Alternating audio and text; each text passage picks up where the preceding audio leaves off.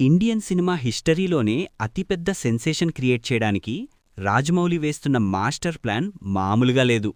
మహేష్ బాబుతో ఏకంగా 1000 కోట్ల బడ్జెట్తో తీస్తున్న వారణాసి మూవీలో గూస్ బంప్స్ తెప్పించే రామాయణ ఎపిసోడ్ ఉండబోతుందట.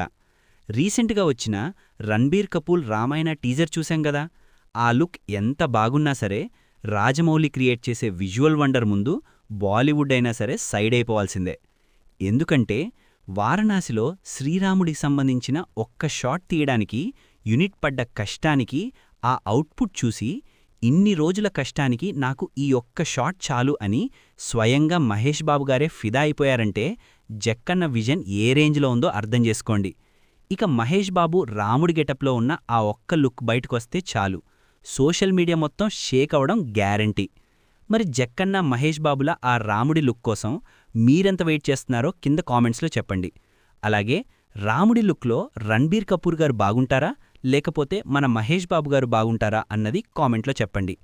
ఇలాంటి క్రేజీ అప్డేట్స్ కోసం మన మూవీ మ్యాట్ ఛానల్ని వెంటనే సబ్స్క్రైబ్ చేసుకోండి.